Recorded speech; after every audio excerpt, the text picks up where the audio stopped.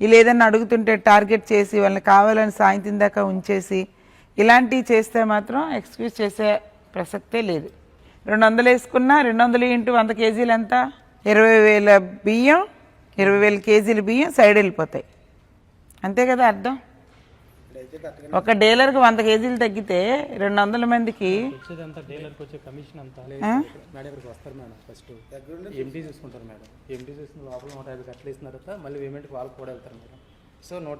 ఏదన్నా ఒక్కరు చెప్పారనుకోండి, ఇద్దరు చెప్పారనుకోండి, సరే ఏదన్నా ఓవర్లుక్ అయింది అనుకోవడానికి. ప్రతి ఒక్కరు అదే సమస్య చెప్తున్నారు కదా నాకు.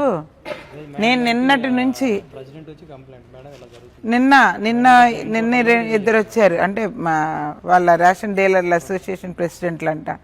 తర్వాత పొద్దున్న వచ్చారు, మళ్ళీ ఇప్పుడు వచ్చారు.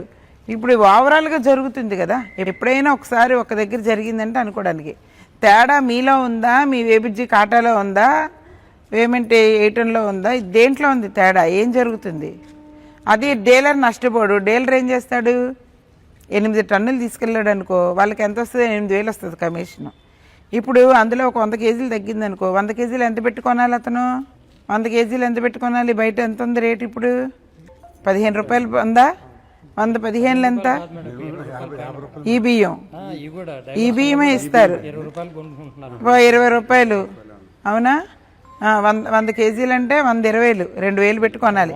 వాళ్ళకి వచ్చిన కమిషన్ 8,000లో 2,000 పోతే ఇంకా వాళ్ళకి ఏం మిగిలితే? కరెంటు బిల్లు కట్టాలి, రెంట్లు కట్టాలి, ఎవరైనా కుర్రోడిని పెట్టుకుంటే కుర్రోడికి ఛార్జెస్ ఇవ్వాలి. ఈ రోజున 500-600 లేనిదే ఎవరు రారు కదా పనికి. మరి వాళ్ళకి ఇంకేం మిగులుతాయి? లేదు, వాళ్ళు జనాలకు తగ్గించేయాలి. లేదంటే వీళ్ళు ఏం చేయాలి? 100 కేజీలు కొనకుండా జనానికి తగ్గించేయాలి. జనానికి తగ్గిస్తే ఎవరు నష్టపోతున్నారు? 100 కేజీలు కవర్ చేయాలంటే కనీసం 20 కార్డులు 30 కార్డులు కవర్ చేయాలి. అవునా? 2 కేజీలు తగ్గించాలి. లేకపోతే ఒక 50 కార్డులు కవర్ చేయాలి, 2 కేజీలు తగ్గించాలి. వాళ్ళు ఇళ్ళకాడ వెళ్ళి చూసుకోరు అనుకో. చూసుకుంటే ఎవరు నష్టపోతున్నారు? వాళ్ళు ఎవరి మీదకి వచ్చి గొడవాడతారు? డీలర్ మీదకేనా? నేను ఒకటే చెప్తానండి, నేను జేసీ గారి దృష్టిలో పెడతాను ఈ విషయం కంపల్సరిగా. రాహుల్ గారు వచ్చారా లేకపోతే రాజు గారు వచ్చారో నాకు అనవసరం. ప్రతి ఎమ్మెల్యేస్ పాయింట్లో మీరు పేమెంట్ వేసుకొని తీసుకోవాలి. మీరు కూడా డీలర్లు కూడా ఎలా ఉన్నారంటే, ఎంత తొందరగా వీలైతే అంత తొందరగా వెళ్ళిపోవాలి ఇక్కడి నుంచి అన్నట్టు. కరెక్ట్గా చూసుకోకుండా బస్తాల లెక్కన దింపించేసుకోవడం. ఏబిడ్జీ కాట అంటే పెద్ద కాట తొందరగా అయిపోద్ది. ఇక్కడ అనుకోండి బస్తా దించాలి, ఎత్తాలి, దించాలి, ఎత్తాలని అక్కడ వేపించేసుకుంటాం, వెళ్ళిపోవడం. అదేదన్నా తక్కువ ఎక్కువ ఉన్నాయనుకోండి, అది ప్రజల మీద పడేయడం. ఇట్లా జరుగుతుంది. మీకు కోఆర్డినేషన్ లేకపోతే మధ్యలో జనం నష్టపోతారు. మీ పని మీరు చేయాలి, వాళ్ళ పని వాళ్ళు చేయాలి సక్రమంగా. అర్థమవుతుందండి? మీరు వాళ్ళ మీద వంతులేసుకొని మీ మీద వంతులేసుకొని వీళ్ళు ఏదన్నా అడుగుతుంటే టార్గెట్ చేసి వాళ్ళని కావాలని సాయంత్రం దాకా ఉంచేసి ఇలాంటివి చేస్తే మాత్రం ఎక్స్క్యూజ్ చేసే ప్రసక్తే లేదు.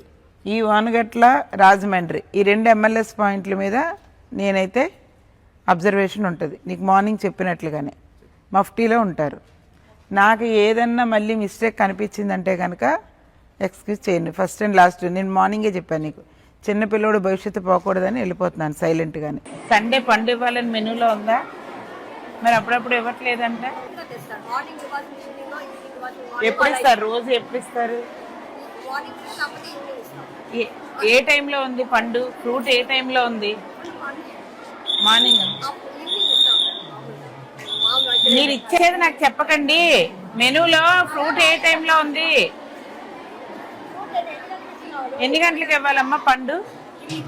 మరేంటి ఎన్ని చెప్తారు మీరు? నాకు అర్థాలు. వెండర్ ఎవడో ఏ టైంకి పడితే ఆ టైంకి తేవడానికి. మనకి ఏ టైంకి ఫ్రూట్ ఇవ్వాలి? ఈవినింగ్ ఇవ్వాలి. ఈవినింగ్ టైంకి మనకు ఫ్రూట్ ఉండాలి, అంతే కదా.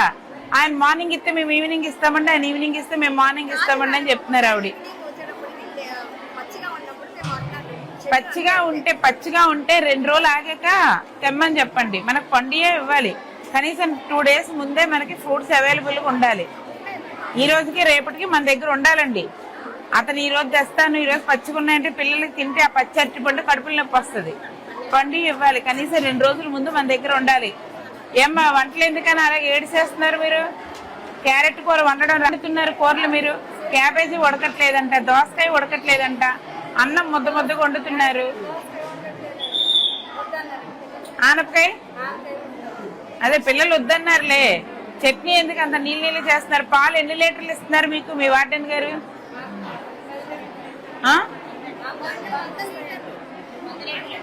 రోజుకి 100 లీటర్లా.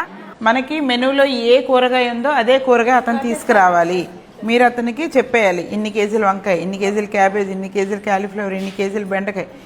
ఈ 2 రోజుల్లో 2 పూట్లకి అంటే 4 పూట్లకి 4 రకాల కూరగాయలు ఉండాలి. ఆకుకూర ఉంటే ఆకుకూర ఉండాలి.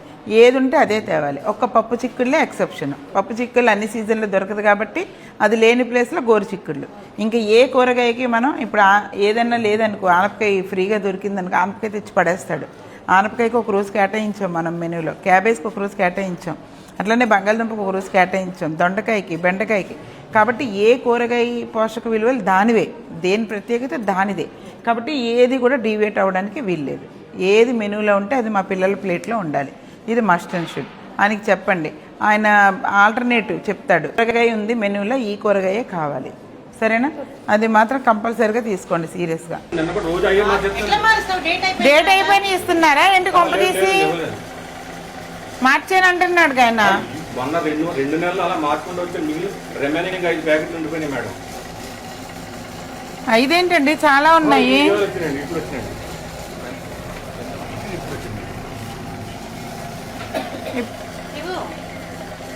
ఇప్పుడు కింద పెడుతున్నారు, ఈ కింద పెడుతున్నారు. పైన పెట్టారంటే అర్థం ఏంటి? దాని అర్థం మీకు ఏ అంగన్వాడీలు ఉన్నాయి ఇక్కడ దగ్గరలో? వాళ్ళకి నూనె ప్యాకెట్లు ఇయ్యగా ఇచ్చేది. ఇప్పుడు ఆ డేట్ అయిపోయినాయి ఇచ్చారా?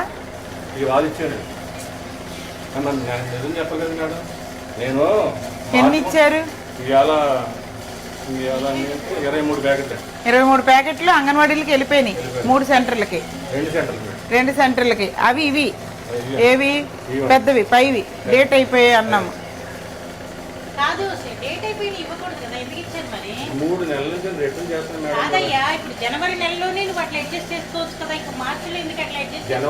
అదొకటి ఈయనకి అదేంటి ఇష్యూ అయ్యేది ఎంత అవుతుంది లెక్క ప్రకారమే కదా.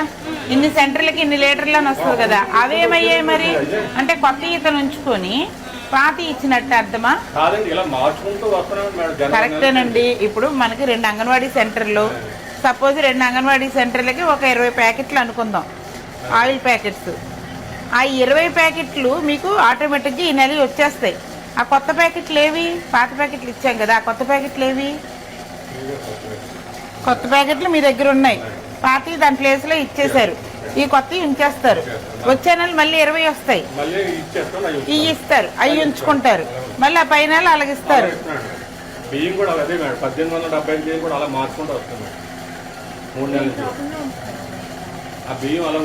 2 నెలల కిందట అయిపోయిన డేట్ అయిపోయిన ఆయిల్ని చిన్నపిల్లలకి అక్కడ వంట చేస్తే, ఆ ఆయిల్ గర్భిణీ స్త్రీలు తింటే, ఆ ఆయిల్ బాలింతలు తింటే ఏంటి పరిస్థితి? దాన్ని మీరు ఎంఆర్ఓ ఆఫీస్లో చెప్పారా?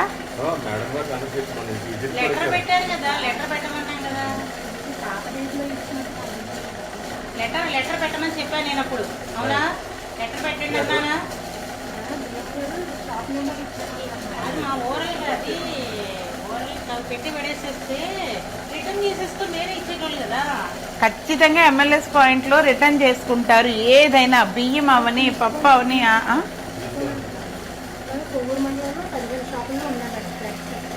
ఇప్పుడు అందరూ అలాగే ఇచ్చేస్తున్నారు ఇప్పుడు అంగన్వాడీలకి. డేట్ అయిపోయింది ఇవ్వకూడదు. మీరు రిటర్న్ ఎమ్మెల్యేస్ పాయింట్ చేయాలి.